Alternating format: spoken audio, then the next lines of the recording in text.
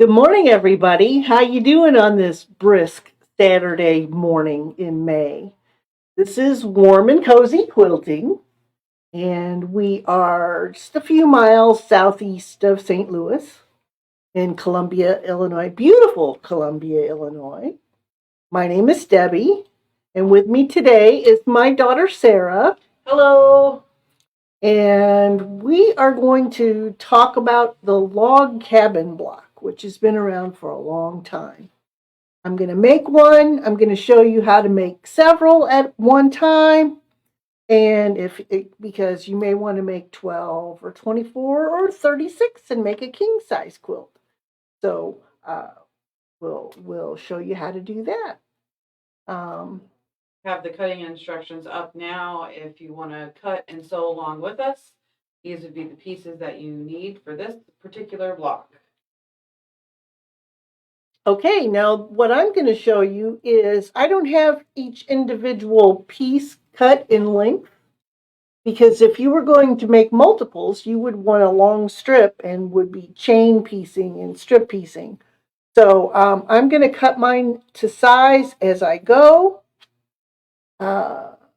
So I don't know, are we ready to get started, or do we need to say hi to a few people maybe? I think because our setup is a little different this morning, I think we're going to do a blanket hello. So I do want to say hello and thank you to everyone for joining us. Also, just real quick, I also wanted to say thank you so much for everyone who watched our video on Wednesday and participated in our auction and our end of the bolt. It was really fun. We had a great time with it, and it was really special for Danielle's birthday. So thank you to everyone who participated. I hope it was fun for you as well. And I think with that, we can go ahead and get started with the log cabin. Okay, so what I have done is I've cut my light side all at 2-inch strips and my dark side all at 2-inch strips. Now I'm making all my light side the same color. Okay. You can have 3 different colors, or you can do it all the same. Doesn't really matter. It's whatever your preference is. Then this is the first dark, and the second dark, and the third dark. And I should probably have more than enough here so I don't have to cut any extra. But I went ahead and cut them all in the 2-inch strips. So your center block is 3.5-inch square. I'm using a red. There's reasons for different colors of centers. You could do them just to match your fabric if you want, but there is some symbolism in the centers. So with that, I'm going to go ahead and start sewing the center to my first light, and I'm going to have the center face up and the first light face down on that center. So Sarah can go ahead and tell you a little bit about the history. Okay, well, I'm going to start with the center block. So the center block of the log cabin has a lot of symbolism. Many people will choose red, like we are, because it can symbolize the center or the heart of the home. It was also a block that was used during the Underground Railroad. Sometimes a black center would indicate that that was a safe spot on the Underground Railroad, or a yellow center would indicate like a candle in the window, so guiding you on your way. You're on the correct path to the safe space. I think Eleanor Burns also said that sometimes yellow symbolism can be for sunshine or light coming in the window. But those are your traditional center block colors. The log cabin quilt block has been around for a long time. I think it started becoming popular in the United States around the 1860s, but they have found similar patterns going back to before 1830s. So quite a long time we've been seeing this log cabin block. And for some personal history, the log cabin is the first quilt that you ever made, isn't that right? That's correct. And I made it for Danielle for her wedding. And it's still around. Yeah, and that quilt you tied it. Yeah. Which was a way that many of the original log cabin quilts were made. They used to be made with silks, and they were put on top of wool and muslin, but now you'll more traditionally see them all made in cotton. So what I have done is I have trimmed the first light to the same size as my center.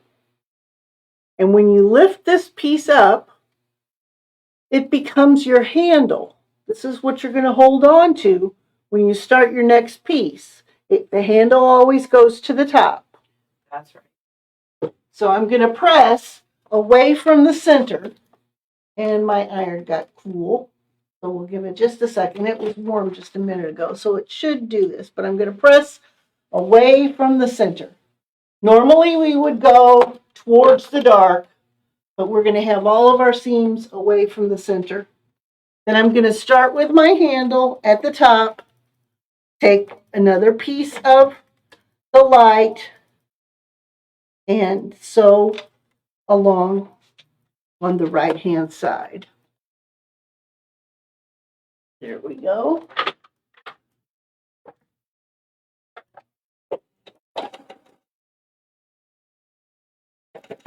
Now, Sarah, did you read something about that there was even log cabin block styles in Egypt? Yes, I did read that. And I also read that some people believe that it is linked to the presidency of Abraham Lincoln, who is from Illinois. So he's very important to us Illinois residents over here. And he grew up in a log cabin house. Right. Okay, I am trimming down the first light. You put 2 of each color on. Now then, the part that I just sewed flips up. That's my handle again. I'm pressing away from the center. Now, if you were doing multiple blocks, you could chain piece. I'm going to start now with my first dark. And you could sew this one on and sew one underneath it and just keep going. So if you had a long strip, you could chain piece all of these and make multiples at one time. And that's the Eleanor Burns method. Is that correct? That's correct. So Eleanor Burns, if you are not familiar, she is a rock star in the quilting community. But she makes lots of different quilt patterns called Quilt in a Day. So these are all meant to really expedite the whole process. And so the way she does it, you make all of your blocks at once. So you do each step for each block all at the same time versus making each individual block. We have her book, the Log Cabin Quilt in a Day book. We have them available in the shop, online. Here we That's go. the newest edition. And this is the 6th edition. So first quilt I made was out of the first edition. Wow. And it was before rotary cutters. Wow. So you tore your strips Yeah. to make them straight. And some people still do that so that they get the true straight of grain. Right. Yeah. One of the things I love about this book is the back of the book just has pictures of all of the different layouts and how it would look. There are several different reasons why you might lay it out one way or another. Like, for example, I kept reading about the barn raising layout, that was a traditional gift you would give to a new family that moved into your area, while the men were out back literally raising the barn. That's one of my favorite settings. And I will go ahead and put up on the screen, this is what a layout of 16 blocks would look like on the log cabin if you were going to make an entire quilt out of just the log cabin. But you would be amazed. You can twist and turn these blocks a lot of different ways and get a whole different look. Yes.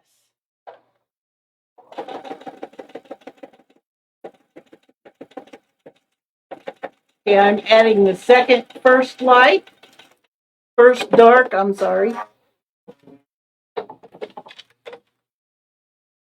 One of the things that we also read was that with the center block symbolizing the center of the home or the center of your cabin, that the light pieces that go around represent the light, the sun shining on the cabin. And they also represent all of the good things that come into your life, like celebrations, weddings, new family members. And the dark side is the shade that then the cabin casts behind and can represent, strife and loss, and having them in balance in your life. So that's why we have 3 light and 3 dark. Okay, I'm pressing away from the center still. We do that throughout. Is anyone out there sewing along with us? I'd love to know.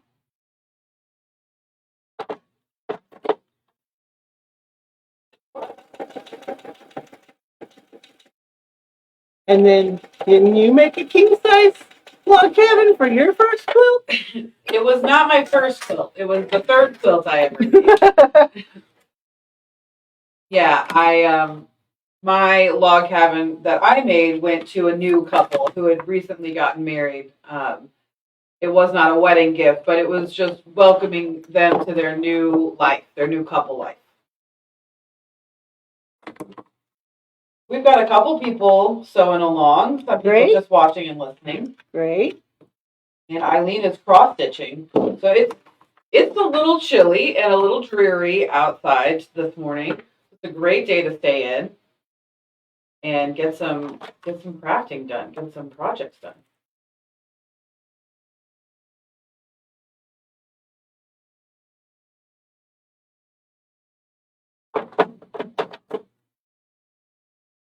Okay, I'm doing the second of my second lights.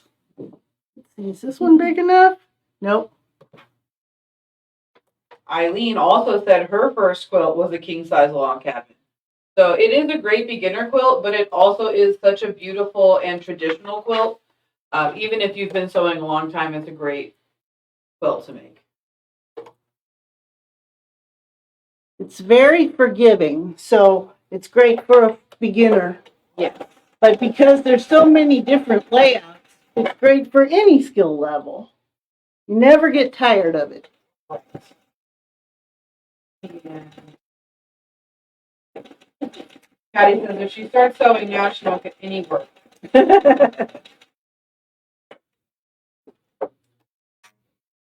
Oh, you're right. I did cut that off. Let me get that information for you. I'm so sorry. I didn't have the length included on the E block. It should be 6.5 inches long on that E block. I'm so sorry that got caught off on my image.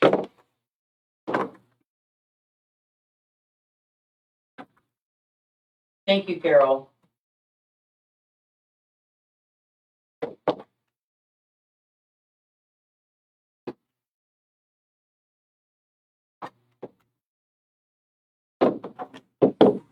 Okay.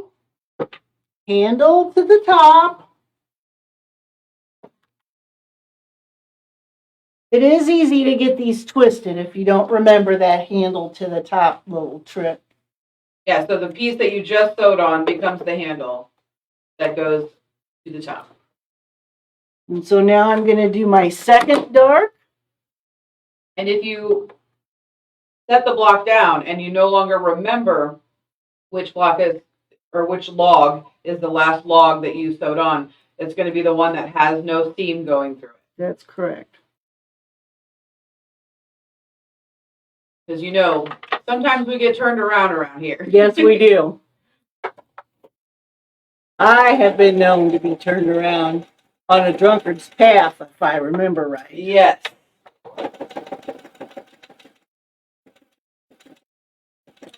Probably why I don't drink anymore.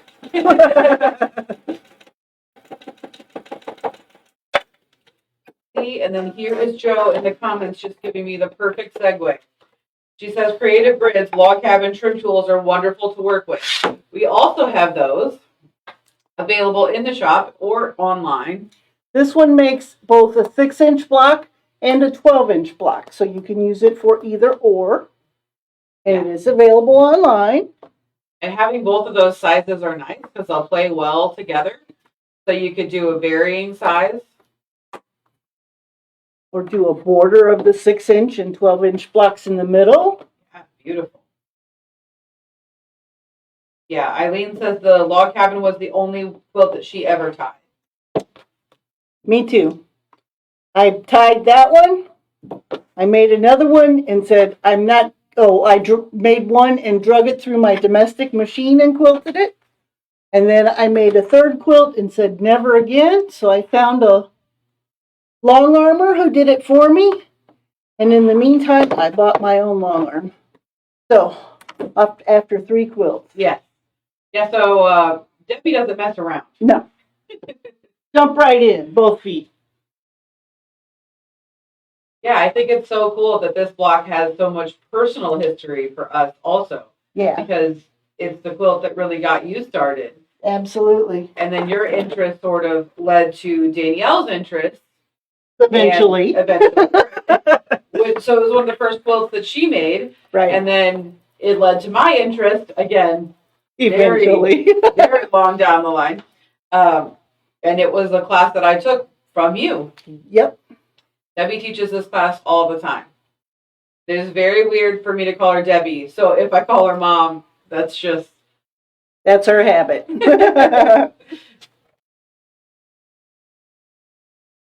I'm adding the second dark.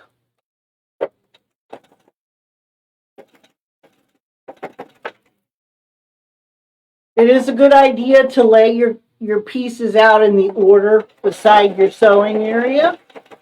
Yeah. When you get one of Eleanor Burns' books, one of the things she always has you do, at least in most of her patterns, is to create a Pasteup Sheet where you tape a little piece of each fabric on, keep you straight, keep you from getting confused. This is actually the Pasteup Sheet I made when I made my log cabin quilt that I brought with me to show. I still have it.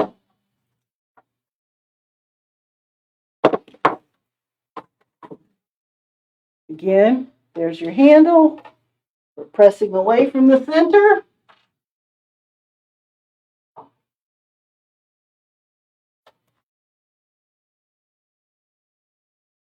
Yeah, this is the quilt that started it all. Yep. Now I'm doing my third light.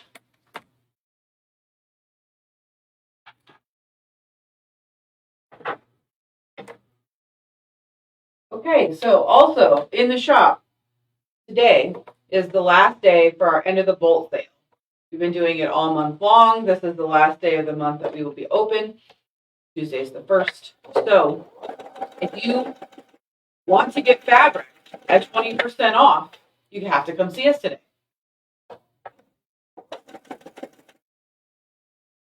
Yeah, it'll be Sarah and me and Trish today running the shop. We've got Danielle and Jason, and the girls are taking a little break. Yeah. I don't know if they're going to get to do anything, but they're at least not going to be here for a few days. Yeah, it's a nice holiday weekend, and so we gave them an extra day to spend some time at home with their family. Which they don't get to do very often, so well deserved. Yes. We've had a busy week, a busy month in the shop this month. We've sold a few long arms. We've had the end of bolt sale and Danielle's birthday. It's been a little nuts. A Good little kind of non-stop. Yeah. All great things. All great things. We're so thankful for all of our #1 customers and all the support that we get literally all the time. You guys are amazing. Yes, we wouldn't be here without you. Okay, this is my last light. Also, if you missed our surprise live yesterday, definitely check that out. We got the new Tulip Pink Curiouser and Curiouser line in. We did not get the full line, but we did unbox all of it yesterday on Facebook. So you can see what we got. We have some kits still available if you're interested in that. And our other fun announcement is that classes are coming back. So I will have more information on those classes for sure in the newsletter, which should come out next week. And they may start popping up on the website, so keep your eyes peeled for that. And while you're checking out our website, on Monday, we have our Monday flash sale. On Mondays, we will have a selection of fabrics that we usually host for our flash sale. That sometimes it's a color, sometimes it's a specific theme, sometimes it's just one fabric line. This week, we're going to do patriotic in honor of it being Memorial Day, so you can still shop on the holiday and get some good deals on some patriotic fabric.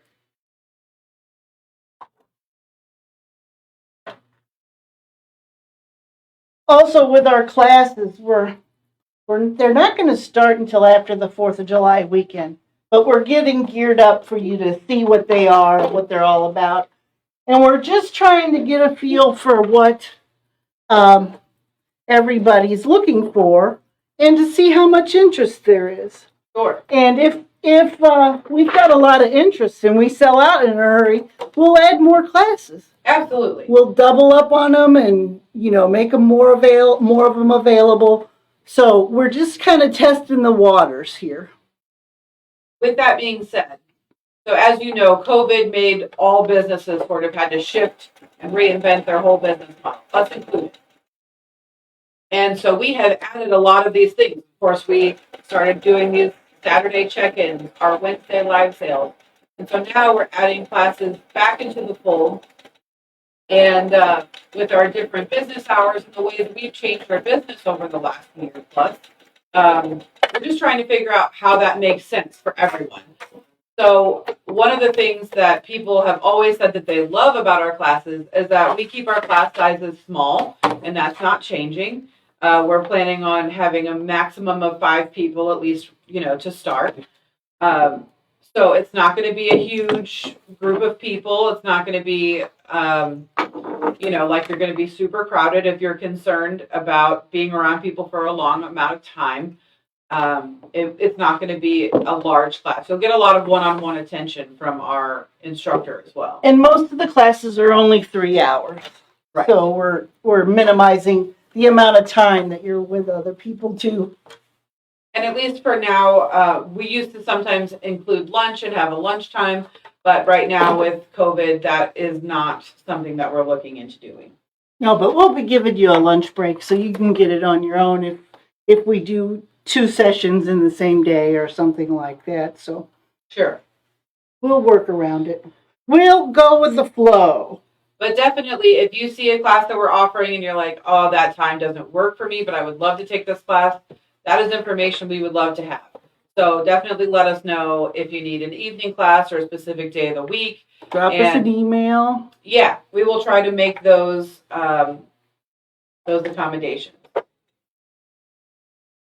Yes, Heather did say she's interested in collage class. She heard it mentioned yesterday. Yes, that is on the plan for our classes coming in July.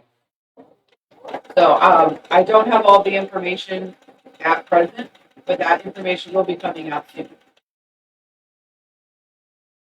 But also, because our classes are so small, there's only, a maximum of 5 people. If you're interested in a class, I would definitely urge you to sign up sooner rather than later. Because if it fills up, we will be taking a wait list, but it may be offered at a different time, and that may not work as well for you. So if you see a class you want to take and it's not a conflict, I would say sign up as soon as you can. And anytime you see a class and you can get 2 of your friends to join you, we'll be happy to schedule it around your schedule. Yes. As long as we get 3 people. Right. So yeah, if you have a group of friends and you want to just have a retreat with people that are your buddies, absolutely. We can make that happen. Okay, this is my last of the 3 darks. It's my last log. Gotta press, and then this block is finished. Beautiful. So I did also want to mention, while we're talking about classes, we are going to have the in-person Handy Quilter event in our shop in the end of July.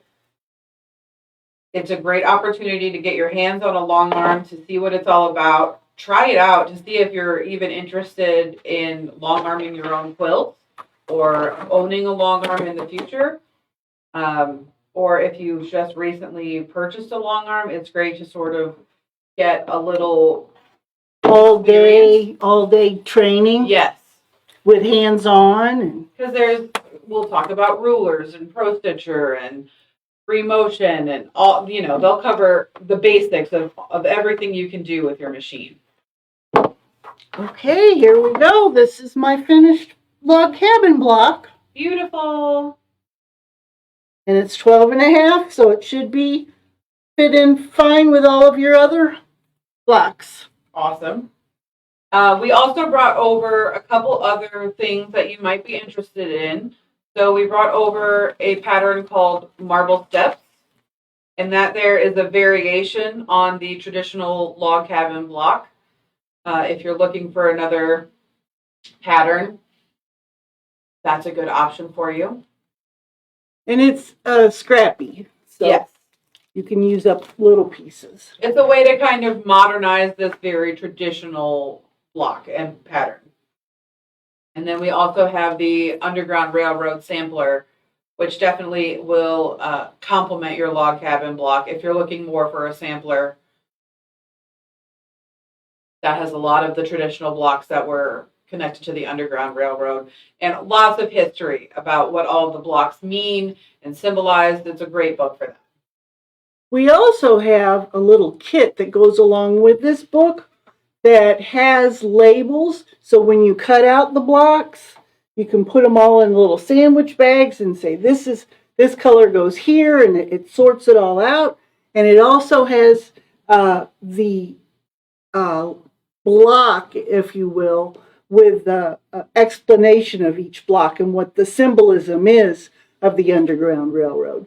And that's on fabric, so you can just make an extra block and put it in your quilt. So that's something we have in the shop as well. It's very cool. Very nice way to be connected to that history. The only other thing I think I wanted to mention was just, that Monday is Memorial Day. We are a very big military family. My brother, Debbie's son, is active duty Navy. We have so many other family connections to the military.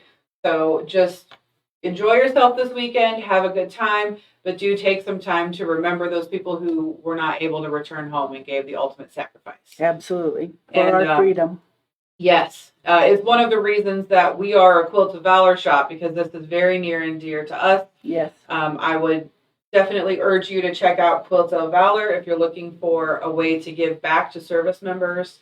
It's a beautiful thing that they do. They honor service members with a quilt as a way to thank them for their sacrifice. And also think about military families, because they sacrifice also. Absolutely. We have my daughter-in-law has been in Guam for 14, 15 months with the kids without her husband because he was stuck in California, and because of the quarantine, he couldn't come home. So, my grandchildren, my daughter-in-law have suffered because of this, because their family member is in the service. So yes, and even not outside of COVID, she lived in Japan for 4 years. And sometimes he was gone for 6 or 8 months at a time. And it's tough to raise a family that way. So definitely, not only, Memorial Day is more for those who gave the ultimate sacrifice serving, but still many people use the day to thank active duty and veteran members. They have their own day specifically, but I think anytime that we can remember those people who are fighting for us, it's a good thing. Yeah, for sure. For sure. Well, I think that wraps it up for us. We're a little short today. Usually they go about an hour, but we condensed it, and we don't have as many jokes as Jason does, but that's okay.